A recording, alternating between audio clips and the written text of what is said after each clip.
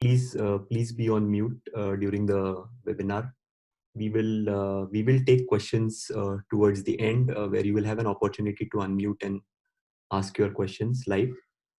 During the course of the webinar, if you have any questions, feel free to pop them in the chat box, and we have a group of experts from our side who will be answering the questions over chat as well. So with that, let me quickly introduce myself. My name is Paresh Borkar. I'm the chief architect at ThreatWatch. In this session, we're going to talk about how one can leverage AI machine learning to make an impact on the vulnerability backlog. So let's jump right in. As most of us would have experienced, the so-called backlog of vulnerabilities is overwhelming, and most of the folks that I have talked to, they've always asked the same question and over again. That is, hey, I have this large pot of vulnerabilities, and how do I sort of get better at prioritizing those, and how do I know which ones should I tackle first, right? So this is the current scenario. Most organizations have this large pot of unprioritized vulnerabilities, and trying to tackle this large set of vulnerabilities essentially is like boiling the ocean. It's a very difficult thing to grapple with. And at the end of it, after your team sort of remediates some of them, what you're still left with is a significant chunk of the same set of vulnerabilities which sort of percolates into your backlog. And it just keeps on piling up over a period of time. Now, what one would ideally want is that your tooling is able to give you very few prioritized vulnerabilities that your team needs to tackle, right? And this is a much smaller set. And after the team has done remediations, what might remain is a significantly smaller, reduced backlog that sort of accumulated or that remained, which needs to be addressed subsequently. So in this talk, we're going to see how one can leverage AI machine learning to get the prioritization done right.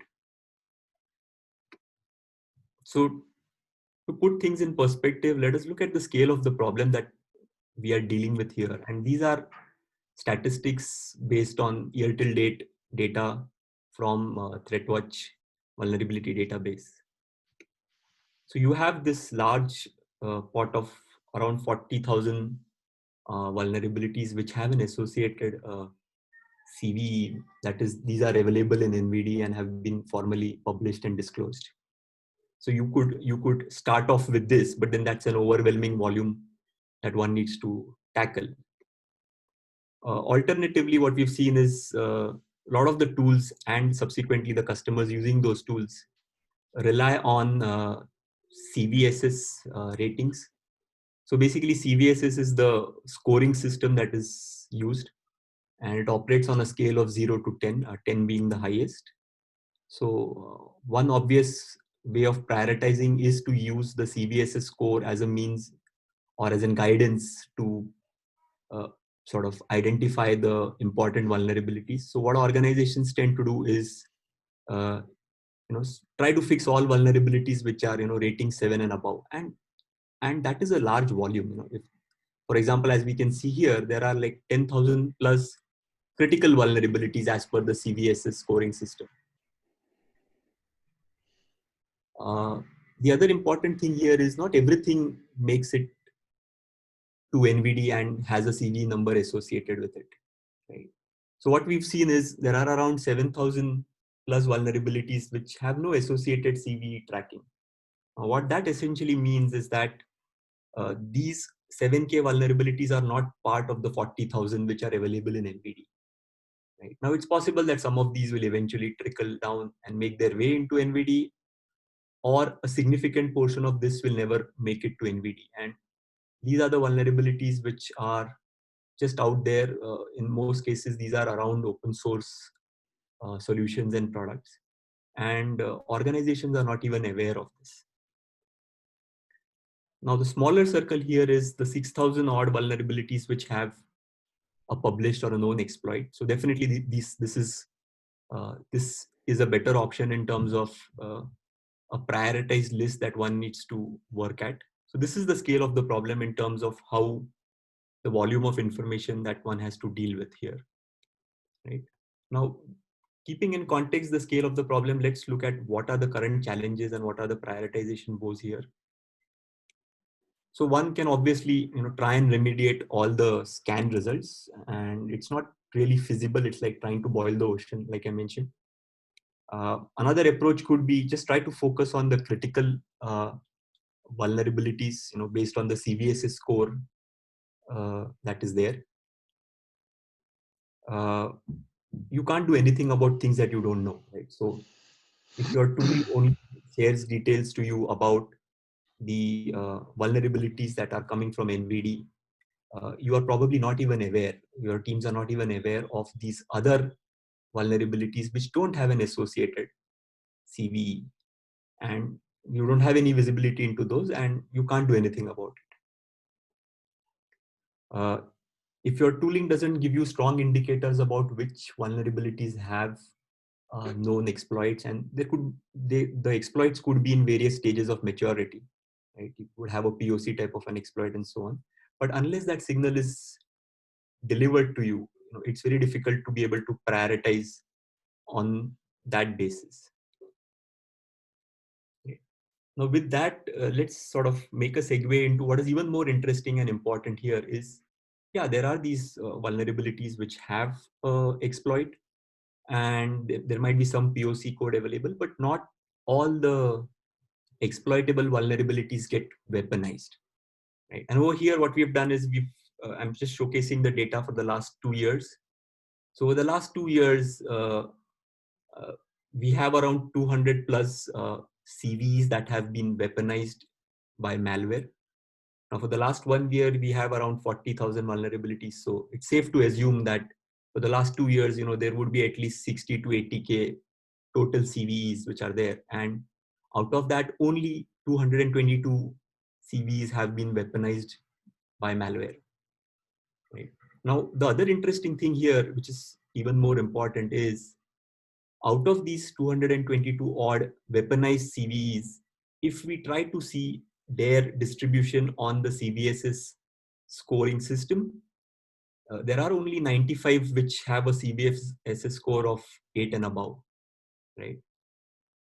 And the remaining ones are all below 8, right? So essentially, the critical CVEs that you prioritize based on the CVSS scoring system contribute to only like roughly 42% of the malwares, right? So these are the ones which are actually weaponized, right? So if you're just going with the traditional means of using CVSS scoring for prioritization, your teams will not be able to get to the low and medium CVSS score vulnerabilities, and those will not be addressed or patched on your systems, which are the ones typically exercised and leveraged by malware. This is just an example of a point in time case. So if we take a look at this particular CVE 2020-1937, this is apparently some SQL injection attack in Apache Kylin, which is essentially a data warehouse solution from open source Apache community. Now, the reason I want to highlight this is if you look at it here, it has been weaponized across multiple malware families, Mirai bot, Shellbot, and others. And if you take a look at the CVSS score, which is assigned to this particular CVE, it's a 4.0. It's nowhere close to high. It's in the sort of low range here, right? So if you just purely sort of use tooling which gives guidance based on CVSS scoring to prioritize things, then this would not show up on your radar. Let's take a look at some important and interesting headlines here. I'm just going to read these out. So more than 50% of the exploits came from vulnerabilities rated CVSS 6 and below, right? So this is a clear indicator that just going based on CVSS guidance for prioritization is not really fruitful. more than 30% of the reported exploits last year were referenced or traded on the dark web. Now, this is an interesting angle here. If your tooling doesn't really get these signals from the dark web, then you won't have information about the complete context around the vulnerability and its related exploits. Vulnerabilities highly likely to be exploited are projected to be less than 3% of all known vulnerabilities disclosed last year.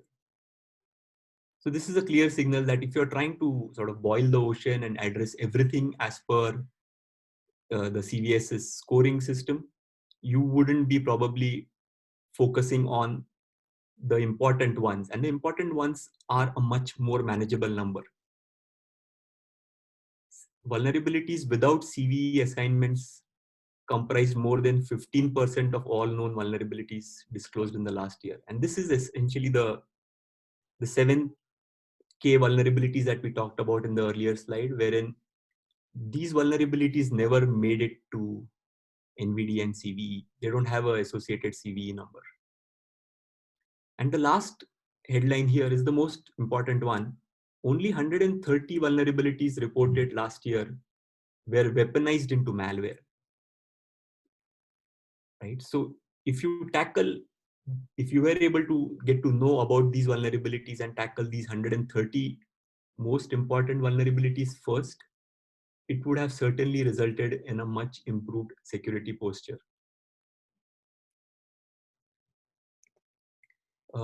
With that context, now let's take a look at how things unfold with the CVS's core-based prioritization. So here is a snapshot from ThreatWatch vulnerability database. This is just a last 30-day view, and as you can see here, there are over 2,100 CVEs with exploits, and out of which a little over 1,100 CVs are rated 6 and below. Right. So this sort of aligns well with the headline that we read earlier, that more than 50% of the exploits actually come from vulnerabilities which are rated 6 and below. So this makes us wonder, what are the missing pieces here? What is it that my tooling is not able to deliver or cater to today? So the first aspect here is essentially the coverage, right? Most of the vulnerability management tools out there sort of rely largely on information coming from standard sources like NVD, right? And as we just discussed earlier, there are a lot of these vulnerabilities which never trickle down to NVD. They never make their way into NVD, right? And these are the non-CVE vulnerabilities, and it's a significant chunk. Similarly, there are also these so-called reserved CVEs, and I'll show you an example in the subsequent slides. So reserved CVEs are CVEs where someone has reserved a CVE number, a vendor has reserved a CVE number, but there is no information available about that particular vulnerability in NVD as yet. Yeah, it will eventually make its way into NVD, but it might take its own time to get there. Right? And what our observation has been is that it roughly can take anywhere between 2 to 4 weeks for information to trickle into NVD. At the same time, you have a lot of these signals coming from the dark web, coming about CVs getting weaponized into malwares. So all of this coverage is very, very important. The second missing piece is the ability for the solution to correlate and deliver the complete context. What is the context, or what is this correlation that we are talking about? You have to correlate these vulnerabilities with their related advisories or security bulletins. There might be white hat research material that can be sort of tied into the vulnerability context. You can pull information about exploitability of the vulnerability from other sources and even the dark web. You can get a feel for what is the social temperature of this vulnerability by tapping into social chatter sources.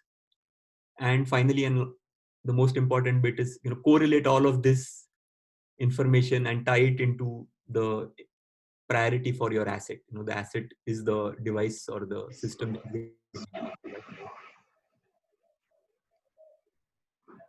Once you have all of this, what becomes really important is how can AI be leveraged here to sort of complete the picture. So for example, we talked about reserved CVEs or non-CVEs, right? Now over here, for these type of vulnerabilities, you wouldn't even have an associated CVSS score, right? Because they don't have any presence in NVIDIA as yet. So you could actually use AI and machine learning models to do the CVSS scoring. You could figure out the type of the vulnerability. Is it a SQL injection attack? Is it a denial of service? Is it a cross-site scripting, which is essentially the CWE analysis? And last but not the least, you could actually train AI models to effectively predict the likelihood of an exploit. Not all vulnerabilities are created equal. Right? Some vulnerabilities will definitely catch the attention of hackers and attackers in terms of how they lend themselves for an attack. And that is precisely what the AI models are good at in terms of figuring out, hey, what is the likelihood of this particular vulnerability getting exploited? With that, let's now take a look at, if you were to use AI for prioritizing thing, what would the strategy look like? So what you would want is essentially a solution which can continuously, in a very minimal manner, in terms of not being intrusive, keep on performing continuous protection and provide continuous assurance for your organizational assets, right? The other angle is, how can you get 24/7 continuous coverage for all the type of vulnerabilities out there, whether they have an associated CVE or not, whether they are reserved or not. Maybe you definitely want information coming in terms of signals from the dark web about whether there are exploits, whether they are getting weaponized into malware, and so on and so forth. Obviously, the complete context which can be correlated is very important, especially in terms of what are the different remediations that can be done. Are there any workarounds in the absence of a patch? If there is a patch available, can there be direct guidance provided saying, run this command to patch your systems, just to simplify things. Secondly, use different AI models to be able to predict multiple dimensions, which are like the context information around the vulnerability, whether it is the CVSS score, whether it is the CWE itself, whether it is the likelihood of an exploit. And then at the end of it, you need to have a prioritization mechanism which can actually take into consideration the complete context around the vulnerability, which is all of the above that we just talked about, and sort of provide a decision in terms of a priority based on the complete context that is available out there. Now, in this slide, we'll talk a little bit about, how does this AI at work actually happen under the covers? What does it do? So obviously, things like NLP can be used to sort of tap into unstructured sources of information, whether it's research blogs, bulletins, forums, all of it, to figure out more information and context. You can have convolutional neural nets which can help predict things like the CVSS score, figure out the type of the vulnerability. You can use SVM-based models to classify things in terms of how critical is this based on the rating and so on. You can use named entity recognition techniques to extract useful pieces of information such as affected products and so on. All of this can be distilled by the tooling and can be provided as associated information as part of the context, right? And finally, you could have document summarization techniques which can be used to distill the information before it is passed to your machine learning models, because your machine learning models need to be provided just enough information, just right, to get things done properly. You don't want to overwhelm your machine learning models and framework with deluge of information. With this context, let's take a look at some few real world examples as to how machine learning can actually be leveraged in the vulnerability management space. So this CV 6568 essentially affects Google and Google Chrome, and there is no information available in NVIDIA as yet. So if you were to query this in the National Vulnerability Database, uh, you won't get anything. It will just say that it's marked as reserved. But if you look at it in the context of ThreatWatch, as you can see here in the circle highlighted here, uh, our machine learning models have been able to take a look at the information about this vulnerability and predict a CVSS score for this vulnerability, which is in this case predicted to be 9, which is fairly high by itself. Also, the machine learning models can predict the complete CVSS vector. As you can see here, there is information available to us from variety of other sources that we've correlated. Some of it coming from vendors like Red Hat, FreeBSD, others coming from some security research forums and sites that we track. Right. So all of this context is available to arrive at a decision. This is a good example of using AI to predict exploitability. Now, as you can see here, this particular vulnerability has an exploitability score of 94%. And our models are fairly good at this. So they have pretty good accuracy in terms of being able to predict the likelihood of an exploit. Now, this slide helps depict how you can actually leverage this exploitability score to prioritize things. So for example, over here, in the last 30 days, there were 8,500 total vulnerabilities that were discovered. And out of these, a little over 650 are marked as exploitable, right? So these are the ones, these 650 odd ones are the ones that one needs to look at first. Because anyways, the 8,000 plus vulnerabilities is a tougher nut to crack, right? So it's better to start with a prioritized list of 600 odd vulnerabilities which are more likely to get exploited. Right? Now, taking this to the next level, if you look at the malware information in terms of which of the CVs have been weaponized by malware, ransomware over the last 1 year, that count is just 130, right? So which is even a smaller number when it comes to this, right? Because if you are able to address these 130 odd vulnerabilities in your organization, you can actually stop ransomware attacks in their track. You don't have to rely on an EDR type of a solution to do a reactive response over there. You could proactively just ensure that your right defenses are put up so that ransomware or malware doesn't even creep in.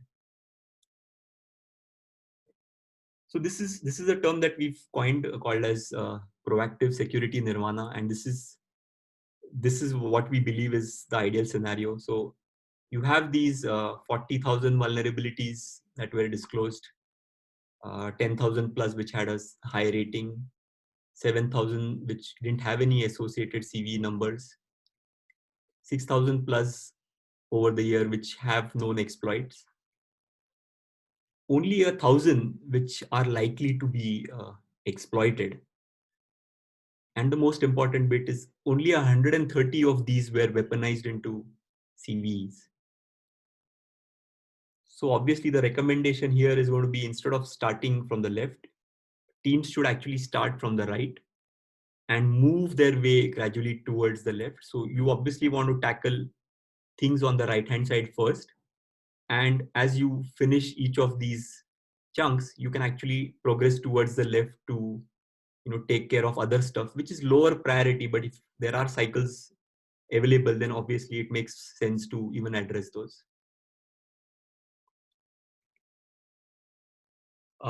With this, let me just give you a quick introduction into the ThreatWatch solution and the platform. So essentially, it's a cyber security platform which is proactive in nature. The center stone of our platform is the machine curated threat intelligence that it provides. So it's able to curate this information from over thousands of sources and correlate all of this information, use machine learning and AI to figure out and determine the appropriate context around it, help prioritize things. And using this machine curated model, we are able to get to these and vulnerabilities much sooner. And the solution provides continuous protection. So you don't have to worry about scheduled scans and stuff like things like that. Actually, on the contrary, what ThreatWatch does is it has no agents. There are no scanning appliances, and there are no scans that happen on your network. Right. So all of this detection actually happens in the cloud.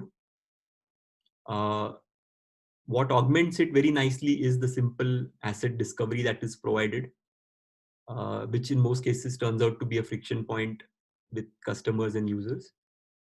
And most important is it's not a single trick pony. So you can actually leverage the solution for a variety of organizational assets. So you can use it for your cloud, containers, source code, uh, cloud security posture assessment, all of it. So all of it is available under the same umbrella. You don't have to use discrete tools for pointed things and then worry about how am I going to tie these tools together.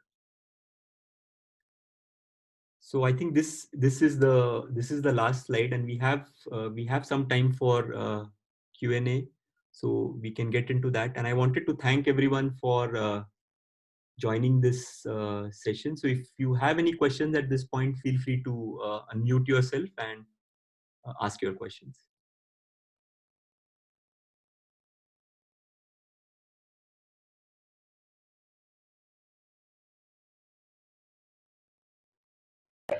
Hi Paresh. It was a nice presentation. I think do we ask questions on chat or call is fine? Call is fine as well. Yeah. Okay. Yeah. So one question I had was related to AI stuff that you mentioned. So what would be the false positive ratio for the AI? Because I think for from a correlation perspective, it is hard to do analytics because the vulnerabilities are coming new every day. Okay, and it is hard to get a sort of matching or criteria from a recurrence perspective, because usually when you train the model, you try to look at some patterns and based on that you train your model for recurrence, right? So in case of threat analysis, how do you efficiently train the model? Can you share some insight on that? Yes. So there are a lot of things that can be done here. So obviously, like you mentioned, during the training itself, you want to ensure that your model has a good sort of like a success ratio, right? So that's one part of it. The other angle that we've seen here is, which is extremely useful, is to throw extremely negative test data at your model and see how it behaves, or rather does it really misbehave. And ideally, you don't want your model to misbehave, so it shouldn't really churn out the false positives. But having said that, the most important bit here is having some sort of a feedback loop which can be fed back into the model to help retrain it to become even better over a period of time. And there are various ways we do this. In certain cases, we even allow users and customers to flag things as inappropriate, and that becomes a feedback loop for us which goes back to the model. Does that help answer your question? Yeah, to some extent, yeah.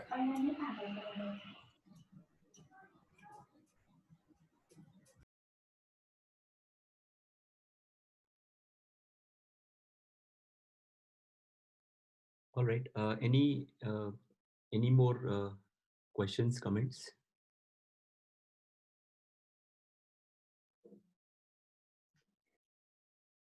Yes, Paul Bell speaking. I have a question. I'd like to understand how ThreatWatch would interface with a vulnerability scanner like Tenable or a vulnerability scanner. If you have any interface between ThreatWatch and the vulnerability scanner in order to focus the scan on some particular vulnerabilities, or to have some APIs that would permit to process the data coming from the vulnerability scanners. Yeah. Hi, Paul. I think that's a good question. So there are multiple things that we support here. So one is if you use any other traditional solution like Tenable or Qualys, you could actually ingest the vulnerability reports from, say, Tenable into ThreatWatch. And what ThreatWatch can do here is, on top of whatever report is provided by, say, Tenable in this case, we can actually use our AI-powered prioritization engine to give you a clearer view of which of those vulnerabilities are higher priority and which ones you need to tackle first from the Tenable report. And a lot of our customers actually use it even from this angle initially, right? Wherein they feel that, hey, I am already using a solution, and why don't I just ingest that report here? And that's one way to get started. Now, the other point that you mentioned, yes, ThreatWatch also provides a rich API and an SDK which can be used to sort of tie these integrations. So you could use the ThreatWatch API to integrate it with any existing solutions that you may already have in your environment. Okay, thank you.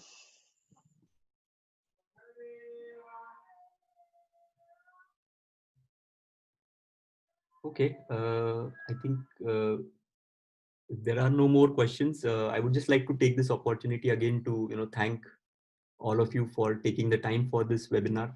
After the session, we will share a link to the recording as well.